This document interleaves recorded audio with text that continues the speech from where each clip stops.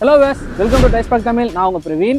So இன்றைக்கி பார்த்தீங்கன்னா நம்ம வந்து மேண்டட்டரி ஆக்சஸோடைய பார்ட் 2ல் இருக்கோம். ஸோ ஏற்கனவே வந்து என்னெல்லாம் புதுசாக வாங்குற காருக்கு மேண்டட்டரியாக பண்ண வேண்டிய விஷயங்கள் அப்படின்னு சொல்லிட்டு பார்ட் 1 போட்டிருக்கோம். பார்க்காதவங்க டிஸ்கிரிப்ஷன் லிங்க் தரேன், போய் பாருங்கள். ஸோ இதில் வந்து அடிஷ்னல் ஆக்சசரிஸ், காரை புதுசாக வாங்கின உடனே பேஸ் மாடலை வந்து டாப் மாடலாக கன்வெர்ட் பண்ணுவாங்க. அப்புறம் லைட்ஸை சேஞ்ச் பண்ணுறது, இன்ஃபோர்டைன்மெண்ட்டு, வென்டிலேஷன், ஆம்பியன்ட் லைட்டிங், இந்த மாதிரிலாம் வந்து நிறைய அடிஷ்னலான ஆக்சசரிஸ் வந்து காரில் போடுவாங்க இல்லையா? ஸோ அது வந்து போடலாமா வேணாமா, அது போட்டால் வந்து வாரண்டி இஷ்யூஸ் வருமா, இன்றைக்கி வந்து ப்ளக் அண்ட் ப்ளே கான்செப்ட் வருது, அது எந்த அளவுக்கு சேஃபு, அது போட்டாலுமே வாரண்டி கட் ஆகும்னு சொல்லியிருக்காங்க. ஸோ அது எந்த மாதிரி விஷயத்துக்குலாம் வாரண்டி கட் ஆகும் அப்படின்றதெல்லாம் இந்த எபிசோடில் டீட்டெயிலாக டிஸ்கஸ் பண்ணலாம். ஸோ நான் உங்கள் பிரவீன், வெல்கம் டு டைஸ்பாக். இன்னும் சப்ஸ்கிரைப் பண்ணலாம், சப்ஸ்கிரைப் பண்ணுறேன். நம்ம கூட இன்றைக்கி விஎஸ்பி கார் கேருடைய கமல் ப்ரோ வந்து அகைன் ஜாயின் பண்ணியிருக்காரு. ஸோ போயிடலாமா? கண்டிப்பாக. என்ன விஷயம், என்ன டவுட்டு? ரைட் ப்ரோ, அடிஷ்னல் ஆக்சரிஸ் தான் ப்ரோ. ஓகே. ஸோ இந்த வெஹிக்கிள் வாங்கின உடனே அடிஷ்னல் ஆக்சரிஸ்ன்றது கம்பெனி சைட்லேருந்து கொஞ்சம் ப்ரொவைட் பண்ணுறாங்க. ப்ரைவேட்டாக வந்து நாம் வந்து சில விஷயங்களை அப்டேட் பண்ணுவோம். ஸோ உதாரணத்துக்கு முதல்ல வந்து எக்ஸ்டீரியர்லேயே பார்த்தோன்னா இந்த ஹார்ன் அண்டு ஹெட்லாம்ப்பு, ஃபாக் லைட்ஸை வந்து அப்டேட் பண்ணுவாங்க. ஏன்னா நிறைய பேருக்கு ஓஎம்ல வரக்கூடிய அந்த லைட்ஸ் வந்து அந்த அளவுக்கு விசிபிலிட்டி கிடைக்க மாட்டேங்குதுன்னு சொல்கிறது ஒன்று. ஹார்ன் வந்து சவுண்டு வந்து அதிகமாக இல்லை, எஸ்பெஷலி ஓப்பனாக சொல்லணும்னா மாருதி சுசுகியோடைய ஹார்ன்ஸ்லாம் வந்து அந்த அளவுக்கு சவுண்ட் இருக்காது. இப்போ நாங்கள் எப்படி சொல்லலாம், நம்ம வந்து டீட்டெயிலர் நம்ம சரிங்களா. அக்சரிஸ்ன்றது பெரிய கடல். ஆமாம். நம்ம வந்து வெளியில் வந்து கஸ்டமர் வந்து அக்சரிஸ் மாட்டி எடுத்துகிட்டு வருவாங்க. நாங்கள் டீட்டெயிலிங் பண்ணும்போது சில இஷ்யூஸ்லாம் சொல்லுவாங்க. ஓகே, தேவையில்லாமல் இந்த லைட்டை போட்டுட்டேன், பவரே இல்லை, நம்மக்கிட்ட கேட்பாங்க. வண்டியை வந்து கேட்பாங்க, உங்களுக்கு எல்லாம் ஓகே வண்டி, இந்த எனக்கு அந்த வெளிச்சம் பத்தலைன்னு சொல்லுவாங்க. சில பேர் என்ன வேணால் அந்த கிரவுண்டோட இது நமக்கு சரியில்லை, அலாய் வீல் போகலான் இருக்கேன் அப்படின்னு சொல்லுவாங்க. ஆஃப்டர் மார்க்கெட் அலாய் வீல்ஸ் போவாங்க சில பேர், அந்த மாதிரி சேஞ்ச் பண்ணுவாங்க.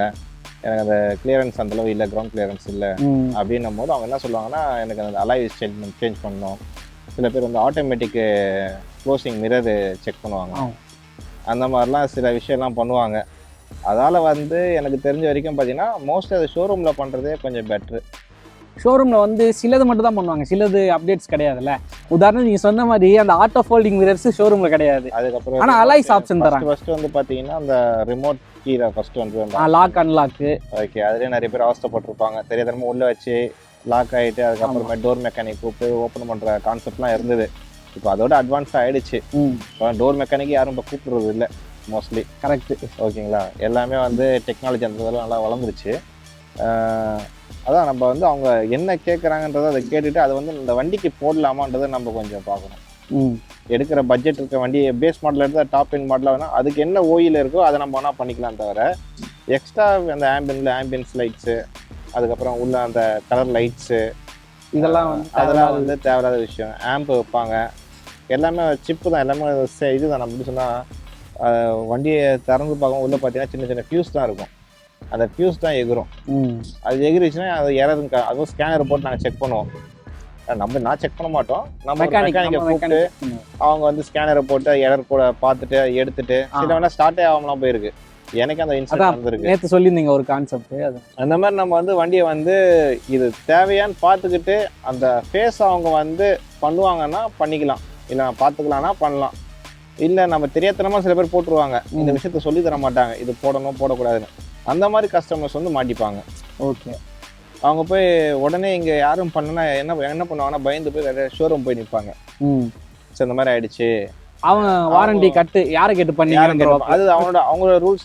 அதுதான். ஆமா, ஆக்சுவலி அது ரெண்டு விதமா இருக்கு ப்ரோ. அந்த வாரண்டி கட்டுக்கு நாம வந்து இப்போ அடிஷனல் ஆக்சரிஸ் போடக்கூடிய ஒரு கடைக்கு போறோம்னு வைங்களேன். இப்போ நம்ம காருக்கே வந்து சிலதை வந்து நம்ம போடலான்றதுக்காக என்கொயரி பண்ணோம். உங்ககிட்ட எப்படி பேசணும், இந்த மாதிரி 4-5 பேர் நம்ம என்கொயரி பண்றோம்.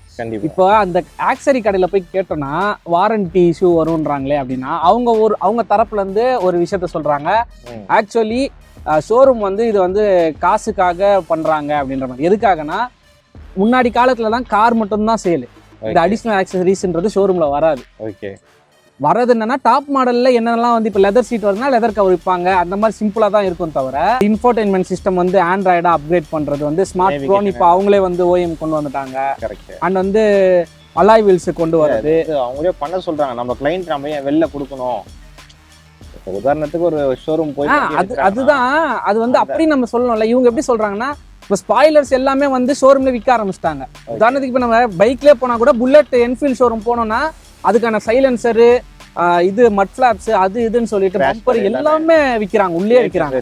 முன்னாடி காலத்துல அதெல்லாம் கிடையாது. ஏன்னா அது ஏன் அப்போ இல்லைன்னா வந்து அப்போ வந்து இந்த மாதிரி ஒரு எவல்யூஷன் ஆகும்னு யாருக்கும் தெரியல. இது வந்து நிறைய பேர் விரும்புவாங்க.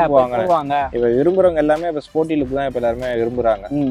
ஓகேங்களா? அப்படின்னும் போது வந்து இப்போ என்னோட கஸ்டமரு என்கிட்ட இருந்து ஒருத்தர் வந்து வண்டி பர்ச்சேஸ் பண்ணிட்டு போறாரு. அவர் இங்கே வண்டி எடுத்ததுக்கு அப்புறம் அங்கே போய் நிற்கிறாரு, இன்னொரு ஷாப்ல நிற்கிது. அப்படின்னும் போது என்ன ஆகும்னா அவங்களுக்கு கொஞ்சம் மனசு கொஞ்சம் குறையா இருக்கும்ல. நம்ம கிட்ட ஒரு 1 லட்சம் கொடுத்து வண்டி வாங்கிட்டு நம்ம கிட்டே சின்ன ஒரு விஷயத்துக்கு அது அதே மாதிரி அங்க வாங்கினா ரேட் அதிகமா இருக்கு, வெளியில வாங்கினா கம்மியா இருக்கு. அந்த ரேட்டுக்காக மட்டும்தான் வந்து வெளில போறாங்க.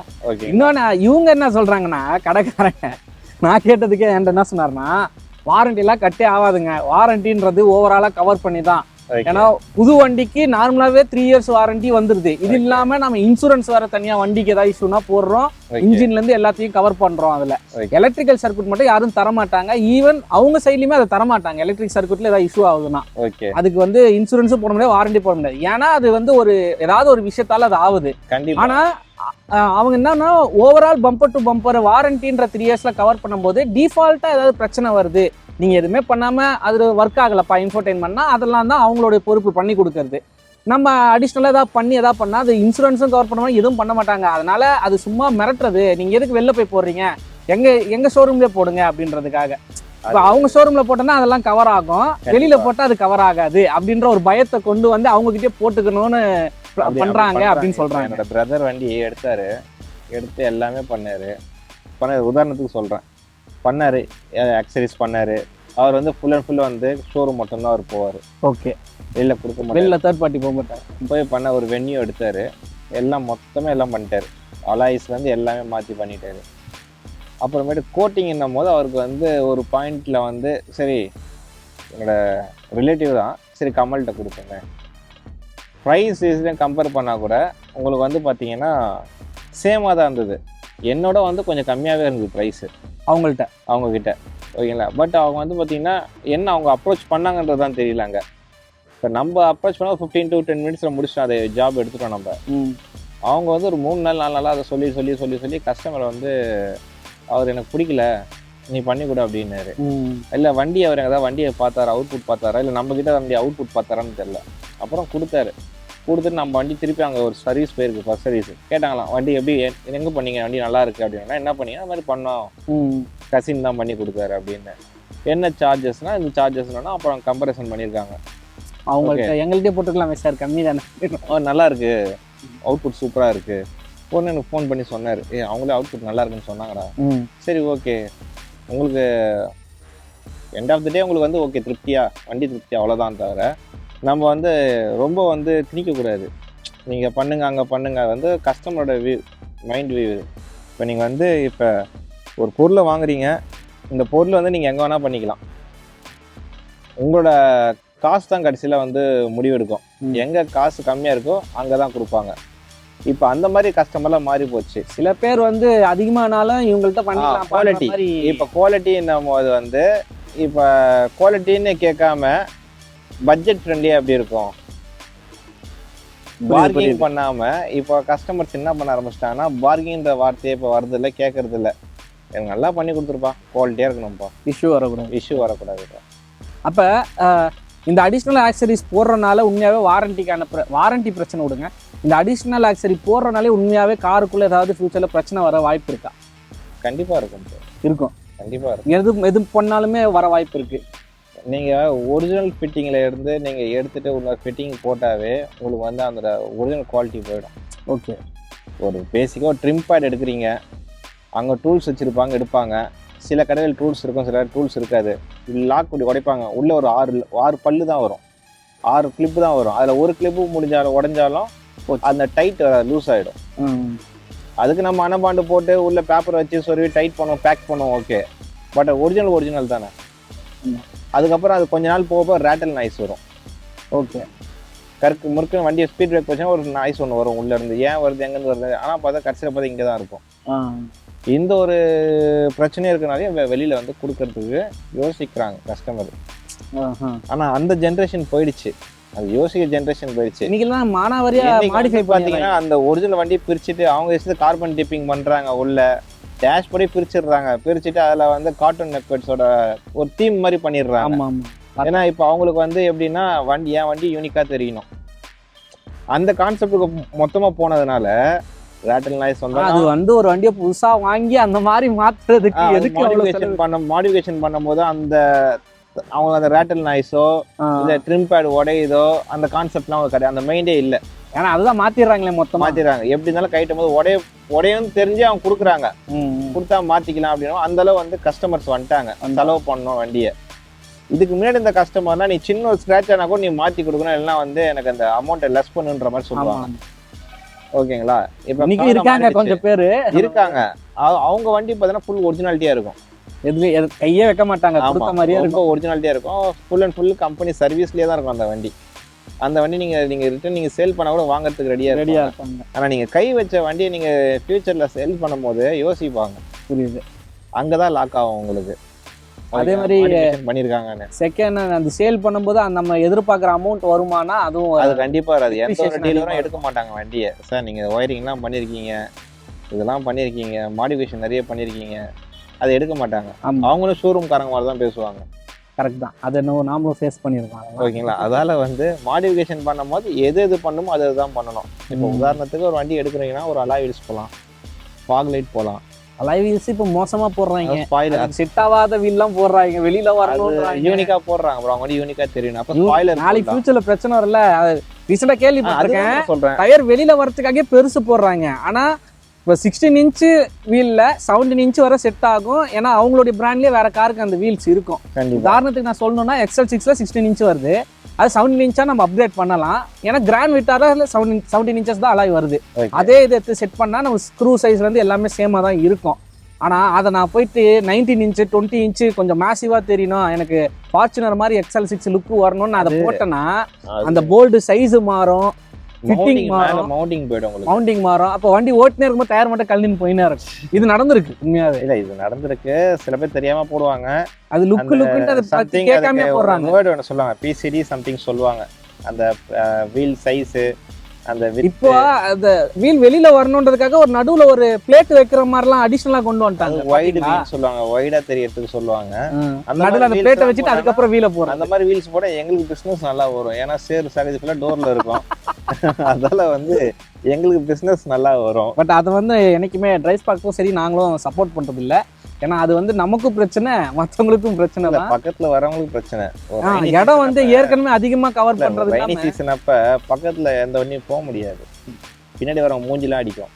இப்போ நம்ம நார்மலா மழை டைம்ல போறோம், நம்ம டூ வீலர்ல போறோம், ஜஸ்ட் டூ வீலர்ல போனாவே பின்னாடி வீல்ல வர தண்ணி வந்து நம்ம மேல அடிக்கும். ஆமா, இப்போ நீங்க அந்த சைஸ் போட்டீங்கன்னா உங்க டோரும் ஸ்பாயில் ஆகும், பின்னாடி வரவங்க டூ வீலர்ல வரவங்க மேல ஃபுல்லா அடிக்கும். ஆமா, பட் டூ வீலர்ல வரவங்களுக்கு தான் தெரியும் அது கஷ்டம் என்னன்னு. கரெக்ட். ரோட்ல போற தண்ணி மூஞ்சில அடிச்சா சும்மா இருப்பாங்களா? அது நானே ஃபேஸ் பண்ணியிருக்கேன். டூ வீலர்காரங்களே ஃப்ரண்ட்ல போவாங்க, ஒரு மழை பெஞ்சிருக்கு தண்ணி இருக்குன்னு சொல்லி ஸ்லோ போக மாட்டாங்க, ஸ்பீடா போவாங்க. ஸ்பீடா போன நீ போயிடுற ஸ்பீடா, பின்னாடி வருது அவங்க உள்ள உட்காந்துருப்பாங்க, அவங்களுக்கு பிரச்சனை இல்லையே. உள்ளேயும் சரி டூ வீலரையும் சொல்றேன், ரெண்டுத்தையும் சொல்றேன். ஸ்பீடா போவாங்க, போகும்போது பின்னாடி ஒருத்தன் வரான்னு எல்லாம் பார்க்க மாட்டாங்க. அவன் பாவம் அப்படி பொறுமையா வருவான், புஷ்ஷுன்னு போக பின்னாடி ஃபுல்லா அடிச்சு விட்டு போயிட்டே இருப்பேன். நீங்க வந்து கேட்டிருக்கீங்க உங்க வண்டிக்கு என்ன நான் போடலான்னு. ஆமா, ஓகேங்களா? உங்க வண்டிக்கு என்னோட சஜஷன்னா நான் வந்து அலாய் வீல் சொல்லுவேன். உங்க வண்டியில அலாய் வீல் வந்துருதா? டிஃபால்ட்டா வந்துருது, நம்ம பிரச்சனை இல்லை. இப்ப ஜீட்டாவுடைய இப்போ XL6லேயே வந்து 2025 ஃபேஸ் லிஃப்ட்டுக்கு அப்புறம் அலாய் வந்து பேஸ்லேயே வந்துருது, ஸ்பாய்லர் வந்துருது, எல்லாமே கம்ப்ளீட்டா வந்து ஆல்மோஸ்ட் லுக் வைஸ்ல வந்து எனக்கு டாப் மாடல் மாதிரியே தான் இருக்கும். ஸ்பாய்லர் வருது, ஸ்பாய்லர் வந்து ஐ மவுண்டிங் லைட்னு ஒன்று வரும், அது சேர்த்து தான் வந்துருது. அது சேர்த்து தான் வந்துருது. அதாவது XL6ல வந்து ஐ மவுண்டிங் லேம்ப் வந்து இதுல வரும், டிக்கி எண்ட்ல வரும். ஆமா, டிக்கி எண்ட்ல இதுல வந்துரும், ரியர் விண்ட்ஷீல்ட்லயே வந்துரும் நமக்கு. ஸ்பாய்லர் வந்து இண்டிவிஜுவலா தனியா வந்துரும். அது வந்து டிஃபால்ட் டாப் மாடல் அப்படியே லுக் வைஸ் இருக்கு.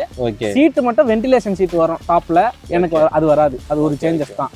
அது குரோமிங்னா சில பேர் குரோமிங் போடலாம், சில பேர் குரோமிங் போட தேவையில்லை. மெயினாக குரோமிங் வந்து நீங்கள் கம்பெனியில் போட்டுக்கோங்க. ஓகேங்களா? குரோம் இல்லாமல் குரோம் வந்து நம்ம பார்ட் 1லயே பேசியிருக்கோம். குரோமை பொறுத்தவரை கம்ப்ளீட்டாக நான் சொல்லிட்டேன், ஷோரூம்லேயே போட சொல்லிட்டேன். அப்புறமேட்டு வந்து அந்த டோர் கார்டுன்னு சொல்லுவாங்க, சின்ன பீஸ் மாதிரி வரும், 4 எண்டு பீஸ் வரும் இரும்புல. ஓகே, அது ரப்பர் மாதிரி அது போட்டுக்கலாம், அது போடணும். அதுக்கப்புறமேட்டு டோர் ஸ்டாப்பர்னு சொல்லுவாங்க, அதுவும் பண்ணலாம். அந்த பபுள் மாதிரி ஒரு மாதிரி அது ஆர்டர் போட்ல இருக்கும், அது போடலாம். இதெல்லாம் வந்து நம்ம டோர் திறக்கும் போது பக்கத்து வண்டியில ஹிட் ஆகாம இருக்கிறதுக்கு நல்லா இருக்கும். செவுத்துல போட்டாலும் கொஞ்சம் அது முன்னாடி அடி வாங்கும். அதெல்லாம் ஒரு அது வந்து டோர் கார்டு இல்லையா? ஆமா, டோர் கார்டு. இன்னொன்னு சொல்றது வந்து இந்த ஷாக் அப்சர்வர் மாதிரி டோர் உள் பக்கம் லாக் பண்ற மாதிரி, அதுதான் ஆர்டர் போட்டிருக்கேன். நாளைக்கு வருது வெளியே. அதாவது ஃபாக் லைட் வந்து உங்களுக்கு வந்து ஹில் ஸ்டேஷன் போறதா இருந்தாலும் இந்த மாதிரி வின்டர் சீசன் ரெய்னி சீசன்ல போடும்போது ஃபாக் லைட் வந்து ஹெல்ப்பா இருக்கும். ஓகே, அதை நீங்க ஒயிட் போடாதீங்க, கண்ணு கூசும். எல்லாரும் ட்ரிபிள் கலர்னு ஒன்று இருக்கு, yellow blue line, yellow warm, next வந்து ஒயிட், 3 இதுல வந்து நீங்க வந்து மாத்தலாம். எல்லோ வந்து ஆல் சீசன் லைட்னு சொல்லுவோம் நாங்க, அது நல்லா கட் பண்ணி கொடுக்கும். ஒரு ரெய்னி சீசன் போனால் கூட நல்லா கட் பண்ணி கொடுக்கும். அதில் ஐ பீம் லோ பீம் வந்துருச்சு. அதுக்கேற்ற வந்து பேசிக் லெவல் வந்து எனக்கு தெரிஞ்சு ஒரு 4000 இருக்குது, 4000 18,000 வரைக்கும் இருக்குது கேட்டகிரி ஃபாக் லைட்டுக்கு. நம்ம என்ன பிராண்ட் வேணுமோ அந்த பிராண்டை சூஸ் பண்ணிக்கலாம். பிளக் அண்ட் ப்ளே கான்செப்ட்னு இப்போ நிறைய கொண்டு வந்துட்டாங்க. அதனால அடிஷ்னல் ஆக்சரிஸ் போடுறோன்னா, சார் இது பிளக் அண்ட் ப்ளே தான் சார், பிளக் பண்ணால் போதும் நமக்கு, அதனால இதில் வாரண்டிலாம் கட் ஆகாது, ஏன்னா கட்டிங் எதுவும் கிடையாது அப்படின்னு சொல்லி நிறைய விஷயத்த போடலான்னு சப்போர்ட் பண்ணுறாங்க. ரிலே வைக்கணும் ப்ரோ, ரிலே வச்சு தான் பண்ணுவாங்க. அது பெரிய கான்செப்ட், அவங்களோட கான்செப்டே வேறு. ஆக்சரிஸ் கான்செப்ட் வந்து நம்ம தெரியாமல் பேசக்கூடாது. நமக்கு வந்து ஓரளவு தான் தெரியும், நம்ம கடையில் வந்து பண்ணுறாங்க, பட் கஸ்டமருக்கு தெரியாதுல்ல. என்கிட்டயே நான் போடணும்னு கேட்டதுக்கு பிளக் பண்ணுறோம் சார், அதனால வாரண்டிலாம் இஷ்யூ இல்லை போட்டுக்கோங்கன்னு தான் சொல்கிறாங்க. கண்டிப்பாக. ஆனால் நம்ம விசாரிச்சக்கப்போ தான் தெரியுது பிளக் பண்ணாலுமே வாரண்டி போகும். ஏன்னா நம்ம கொடுக்கக்கூடிய அந்த சாக்கெட்டு 12 வால்ட் சாக்கெட் மட்டும்தான். அதுக்கேற்ற மாதிரி தான் அதுக்கேற்ற மாதிரி. இப்போ உதாரணத்துக்கு சொல்கிறேன், நம்மள வென்டிலேட்டர் சீட் கிடையாது ஃப்ரண்ட்ல, நம்மளுக்கு பேஸ்னால. இப்போ நான் அதை வென்டிலேஷனாக மாற்றணுன்றதுக்காக தான் ஆரம்பத்துலேருந்து மைண்ட் செட் இருந்தது. இப்போ வந்து வாரண்டிக்காக நான் மாற்றல, அப்புறம் மாற்றிக்கலான்னு மைண்ட் செட் வந்துச்சு. இப்போ அதை கேட்கும்போது பிளக் அண்ட் ப்ளேல 3000க்கு வென்டிலேட்டர் பேக் ஒன்று இருக்குது, அது பண்ணலாம். இல்லை வென்டிலேட்டர் மாற்றினாலுமே அதையுமே பிளக் அண்ட் ப்ளே கான்செப்ட்லேயே ஃபேன்லாம் செட் பண்ணி தரணும்னு சொல்லிட்டாங்க. ஆனால் அதை பண்ணாலும் வாரண்டி கட் ஆகுன்றதுக்கு. ஏன்னா 12 வால்ட் பவரில் 12 வால்ட் தான் நம்ம யூஸ் பண்ண முடியும். இப்போ இந்த மாதிரிலாம் போடுறோன்னா அதை அப்கிரேட் பண்ணிடுவாங்க 40 வாட்டா. கண்டிப்பாக. அப்போ கை வைக்கிறாங்கல்ல, அப்போ ஒரு வண்டியில 12 வால்ட் தான் யூஸ் பண்ண முடியும்ன்றதான் மேனுஃபேக்சரர் ரெடி பண்ணியிருக்கான். அதை 40 வாட் அதிகமாக நம்ம யூஸ் பண்ணனா பேட்டரி போகும், ஷார்டேஜ் ஆகும், ஹெட்லைட் போகும், ஒன்னொன்னா போக வேண்டியது, வைப்பர் மோட்டர் போகும்.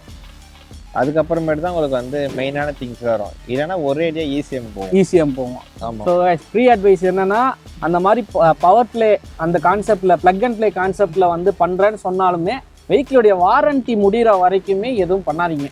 ஏன்னா நிறைய பேர் பண்ணுறாங்க, கேட்டால் வந்து இது வந்து கம்மியான வோல்ட் தான் எடுக்கும், அதனால இஷ்யூலாம் கிடையாதுன்னு சொல்கிறாங்க. அப்படி கிடையாது. இது வெறும் வென்டிலேஷன். வண்டி நல்லா இருக்கணும்னா பண்ணாதீங்க. அதான், ஏன்னா நாமளே விசாரிக்கும் போது வென்டிலேஷன் மட்டும்னா 12 வால்ட்ல எடுக்கலான்னு வாங்க, அப்புறம் ஆம்பியன்ட் லைட் ஒன்று அட்டாச் பண்ணுவாங்க, அப்புறம் அடிஷ்னல் ஸ்பீக்கர்ஸ் அப்கிரேட் பண்ணுவாங்க. இது எல்லாமே பார்த்தீங்கன்னா எல்லாமே பிளக் அண்ட் ப்ளேன்னு போகும்போது எல்லாம் ஒரே வோல்ட்டுக்கு தான் போகும். அதே 12 வால்ட்ல போகும்போது வோல்ட் அதிகமாக இழுக்க ஆரம்பிச்சிடும். கண்டிப்பா. அதனால ECUலயே பிரச்சனை வந்து பெரிய செலவெல்லாம் ஆயிருக்கு ஃப்ரெண்ட்ஸுக்கு. ஸோ அதனால ஃப்ரீ அட்வைஸ், அதெல்லாம் பண்ணாதீங்க.